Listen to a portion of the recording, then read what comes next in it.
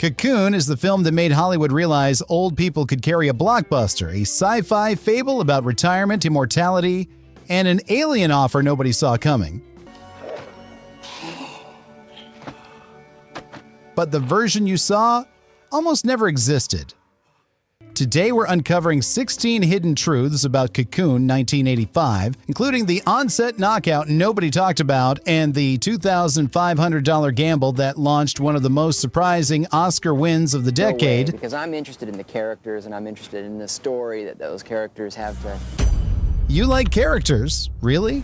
Number 1, it started with a $2,500 gamble on an unpublished novel. The entire film traces back to a manuscript nobody had published. David Saperstein wrote the novel, but it was sitting in a drawer when agent Melinda Jason handed it to Lily Feeney Zanuck, a wife of legendary producer Richard D. Zanuck, sometime around 1980. Lily paid just $2,500 for the rights. Nobody else wanted it. No bidding war, no studio interest, just one woman who saw something in a story about old people, alien pods, and a swimming pool in Florida. That $2,500 bet eventually became a $17.5 million production that grossed over $76 million at the North American box office alone, won 2 Academy Awards, and launched Lily Zanuck's career as a Hollywood producer.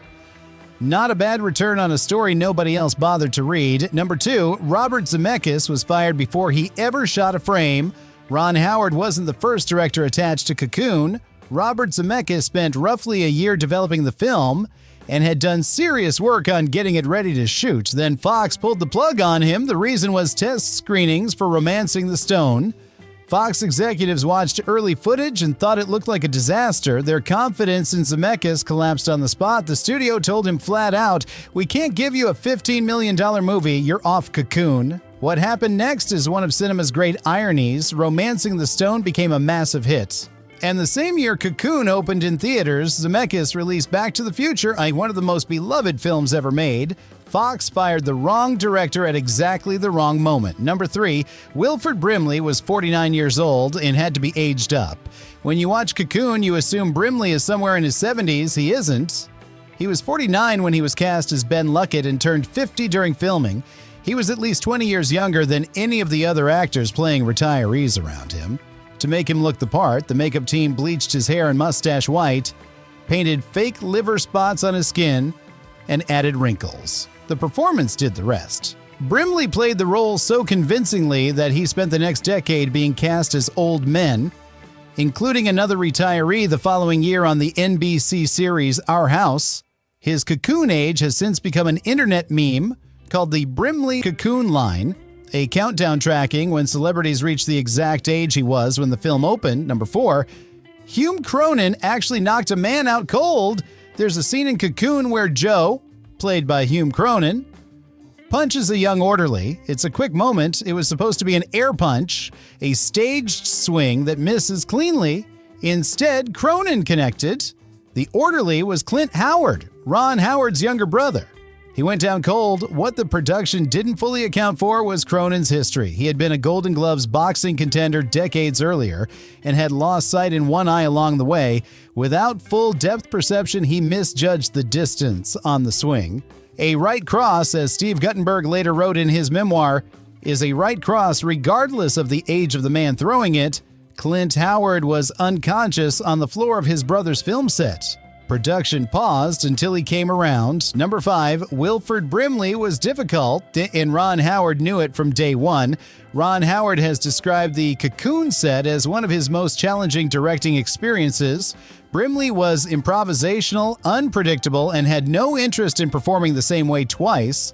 Howard said in 2025 that he had to handle Brimley completely differently from every other actor on set. The problem was simple. Brimley's loose, in-the-moment energy clashed directly with Don Ameche, who was old-school Hollywood to his core. Ameche needed his lines set, his mark clear, and his direction precise.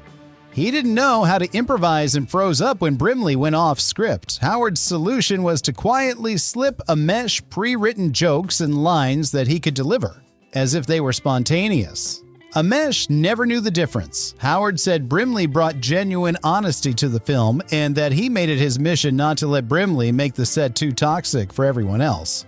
Number 6, Don Ameche had never seen breakdancing before filming it. The breakdancing scene is one of the most remembered moments in Cocoon. A 77-year-old Hollywood legend throwing himself around a nightclub floor, Don Ameche later admitted he had never seen breakdancing before the film. He didn't know what it was. The production brought in a 19-year-old dancer to work with him. They rehearsed for 4 weeks. In the end, most of the actual dancing was performed by a stunt double with careful editing stitching Ameche's face into the sequence. Audiences didn't care. They lost their minds watching it. The reaction was so strong that many people credit the breakdancing scene as the reason Ameche won the Oscar for Best Supporting Actor that year. He'd been making films since the 1930s, a dance move he never fully performed himself. In a movie about alien pods, gave him the biggest award of his career. Number 7, Jessica Tandy and Hume Cronyn had been married for over 40 years. In the film, Hume Cronyn and Jessica Tandy play Joe and Alma Finley, a married couple navigating the final stretch of their lives together. The tenderness in their scenes together never needed any manufacturing. They had been married in real life for over 40 years by the time Cocoon filmed. They had met on stage in the 1940s, married in 1942, and built one of the longest and most celebrated partnerships in American film and theater. Cocoon was far from the only time they worked together. Their filmography as a couple included The Seventh Cross, The World According to Garp, and later Batteries Not Included. Tandy would go on to win the Oscar for Best Actress for Driving Miss Daisy in 1989. Cronyn passed away in 2003. Tandy had died 9 years earlier in 1994. Their final film together was To Dance with the White Dog, made the year before her death. Number 8, Tahnee, Welch, and Tyrone Power Jr. brought Hollywood royalty to the cast. 2 of the supporting cast members carried famous last names directly connected to the film's own history. Tahnee Welch, who played the alien Kitty, is the daughter of Raquel Welch. Cocoon was her American film debut.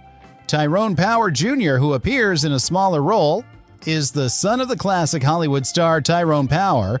Don Ameche had frequently co-starred opposite the senior Tyrone Power. In films during the 1930s, father and son, decades apart, both ended up in films with Don Ameche. Neither casting choice was accidental. The film had a deliberate old Hollywood sensibility running through its bones, the kind of picture that took its veteran cast seriously. Rather than treating them as novelty, Tahnee Welch's appearance as an ethereal alien literally shedding her human skin in front of Steve Guttenberg became one of the film's most talked about scenes. Number 9, the entire Howard family appeared in the film. Ron Howard didn't just direct Cocoon, he populated it with his family.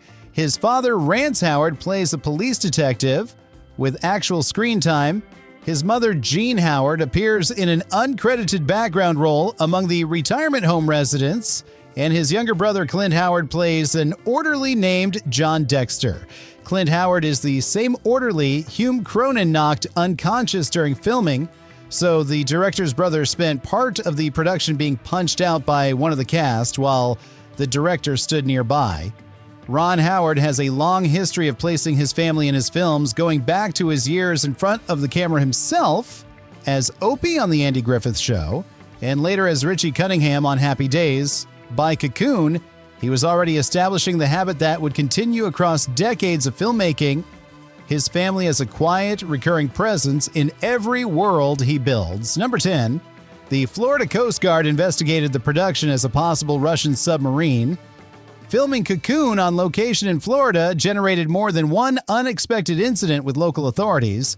During nighttime shoots out on the water near Jack's charter boat, callers phoned the Florida Coast Guard to report suspicious activity offshore.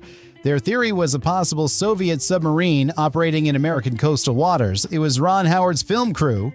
Separately, Florida police were called about wildlife molesters operating near the filming locations. That too was the production.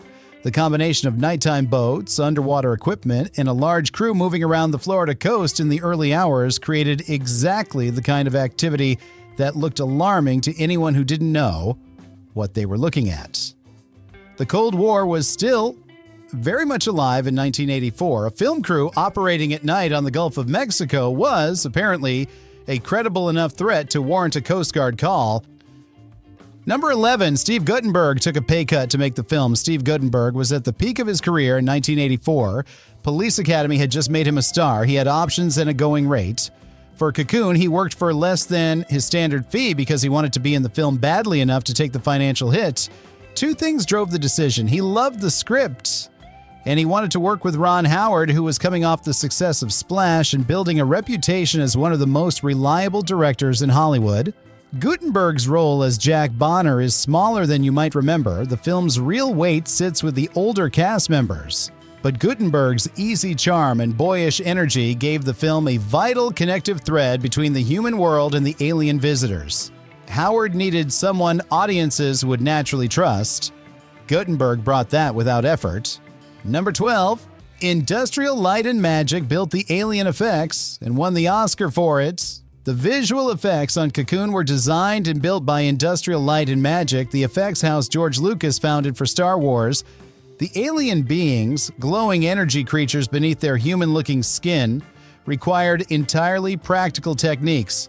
There was no CGI to reach for. Everything had to be done in camera or in post with optical compositing and innovative lighting. The results won the Academy Award for Best Visual Effects at the 1986 ceremony. The film beat out Return to Oz and Young Sherlock Holmes, both of which had pushed the visual effects craft in significant ways. ILM's work on Cocoon is less celebrated today than their Star Wars and Indiana Jones contributions, but the glowing pool sequences and the light body alien reveals represented a genuine technical challenge that the team solved with methods being invented as they went. Number 13, the cast had real debates about whether they'd take the aliens' offer. During production, the cast began having genuine off-camera discussions about the central moral question of the film. Would they actually leave Earth with the aliens and live forever?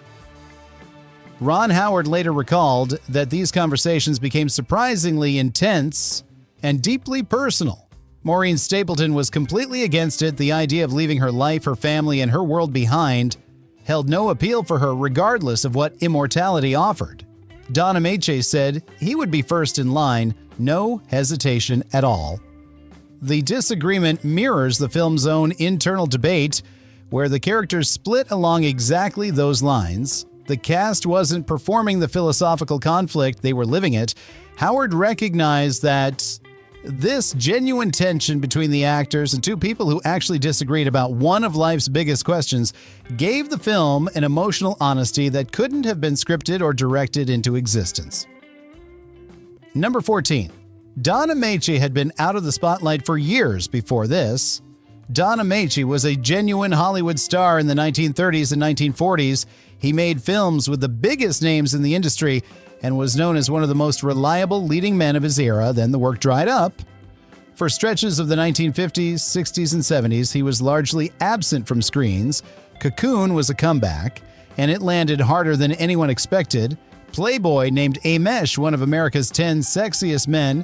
In 1985, the year the film released, he was 77 years old. He won the Oscar for Best Supporting Actor, the defining award of an entire career, for a film where his most celebrated moment was a dance sequence largely performed by someone else. He had been making movies for 50 years.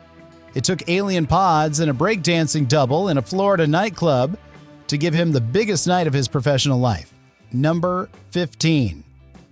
The pool love scene was filmed during a tropical storm. One of Cocoon's most memorable sequences is the pool scene between Steve Guttenberg and Tahnee Welch, where Kitty reveals her true alien nature. It's a quiet, intimate scene that required careful lighting and performance work to land without tipping into absurdity. According to DVD commentary, the entire scene was filmed while a tropical storm raged outside. The crew was working inside a structure that had been temporarily built over an outdoor pool at a private home in Boca Ciega Bay, Florida, a house the production had rented and renovated specifically for the pool sequences. Number 16, the film is almost impossible to stream legally and has been for decades. Cocoon is one of the most beloved films of the 1980s.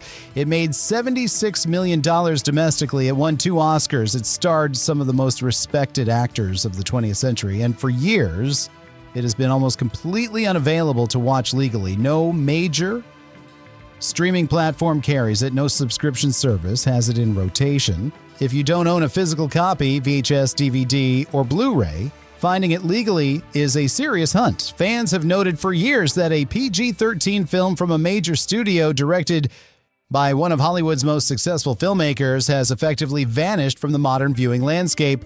Cocoon asked whether living forever is actually the gift it sounds like, and it asked that question through people old enough to know the answer. What would you have chosen? Leave it in the comments, and if this one hit, subscribe. There's plenty more buried in the classics you thought you already knew.